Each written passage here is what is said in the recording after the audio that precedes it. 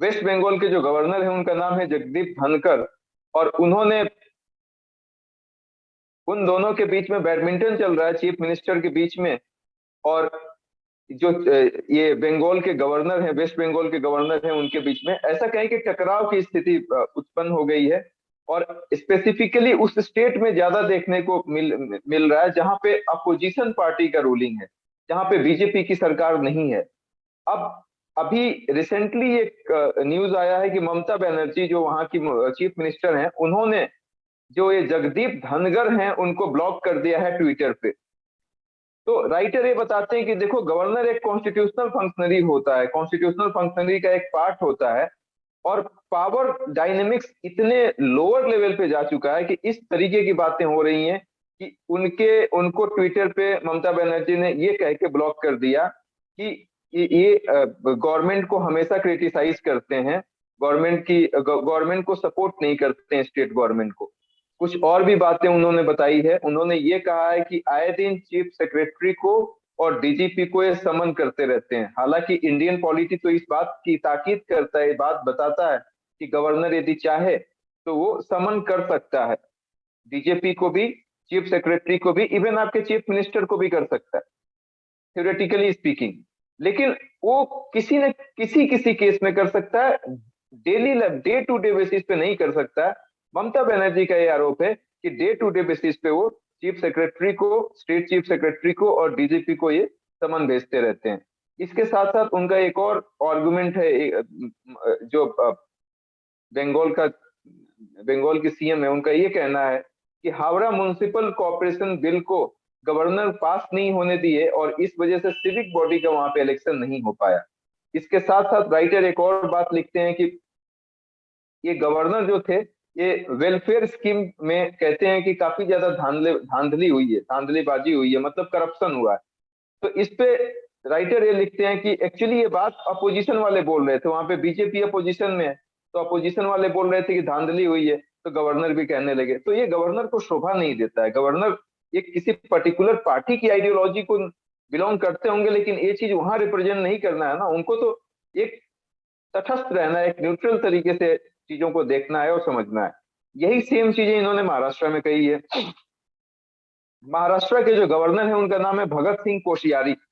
भगत सिंह कोश्यारी जब जो गवर्नर हैं, तो एक महाराष्ट्र में क्या हुआ कि असेंबली में स्पीकर की पोस्ट अभी वैकेंट है, महाराष्ट्र की लेजिस्लेटिव असेंबली में स्पीकर की पोस्ट वैकेंट है।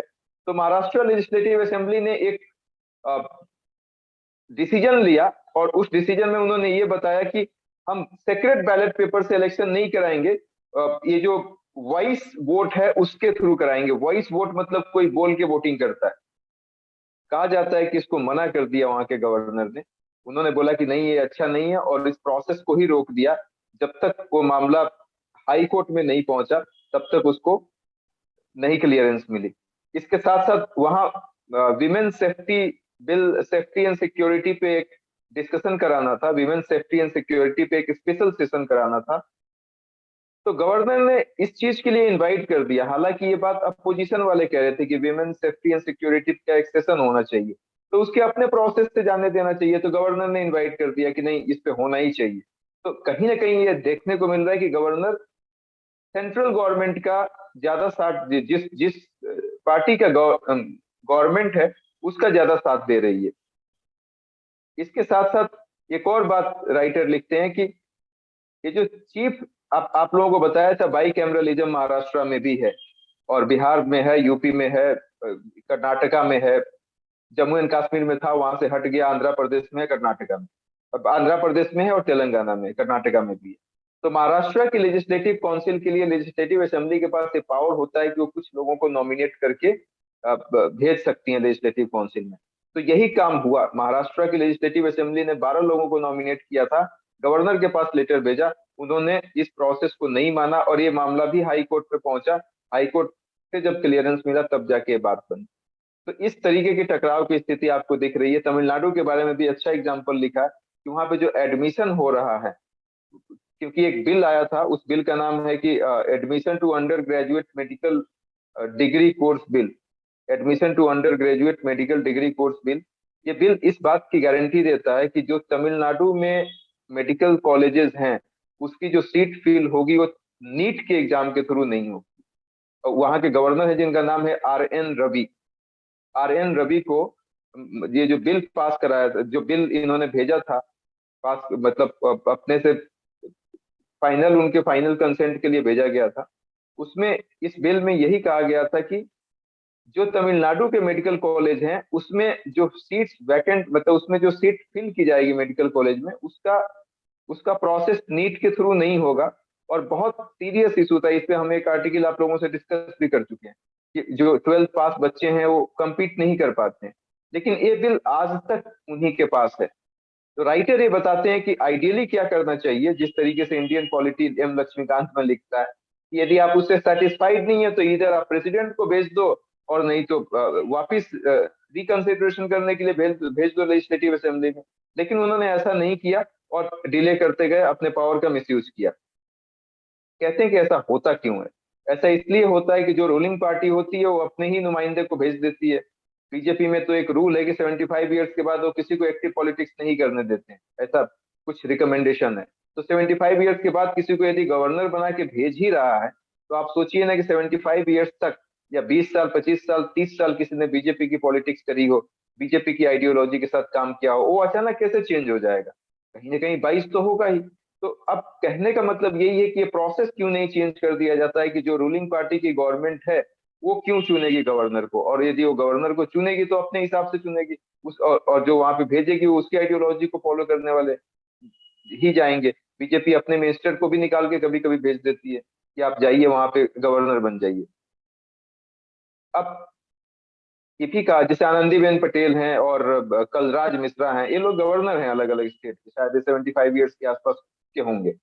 इसके साथ साथ ये भी कहा जाता है कि ये जो आर्टिकल 356 है ना, इस इसके थ्रू भी देखा जाता है कि प्रेसिडेंट रूल ये लोग, मतलब ढंग से सच में लगना चाहिए या नहीं लगना चाहिए इसका वो लोग नहीं देखते हैं, लगा देते हैं। 356 आप लोगों को बताया, अरुणाचल प्रदेश में बहुत वो केस पहुंच गया था, Nabam Rebia case supreme court में, वो शायद इसमें दिया हुआ होगा। उसके साथ साथ इनकी जो डिस्क्रिशनरी पावर है, डिस्क्रिशनरी पावर ये मिला हुआ है गवर्नर को कि जब इलेक्शन हो जाता है स्टेट असेंबली का, तो किसी जिस पार्टी को भी सबसे ज्यादा मेजोरिटी होता है उसको आइडियली इनवाइट करना चाहिए गवर्नमेंट बनाने के लिए। लेकिन ऐसा कभी कभी नहीं होता है। वो लोग शायद जिस जिसका गवर्नमेंट होता है, जैसे बीजेपी की गवर्नमेंट है और बीजेपी का गवर्नर कोई बैठा है वहां पे, और उस स्टेट में कोई दूसरी पार्टी है, तो हो सकता है कि इनका कुछ अंडरस्टैंडिंग हो जाता है।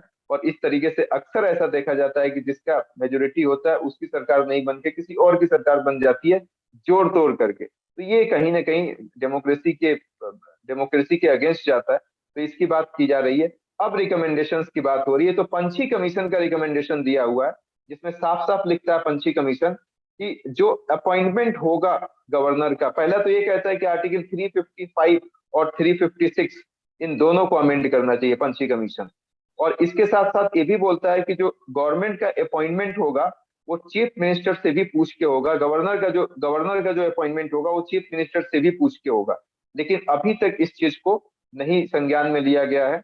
दूसरी चीज ये बोली जाती है, सरकारिया कमीशन आया था 356 में, उन्होंने ये बोला था कि प्रेसिडेंशियल प्रेसिडेंशियल इमरजेंसी जो लगाई जाती है, स्टेट इमरजेंसी जो लगाई जाती है, आर्टिकल 356 की बात कहा था, उसको रेयरली यूज करना चाहिए। हालांकि पहले खूब ज्यादा यूज होता था, अभी कुछ कम हुआ है, अभी कम हुआ है।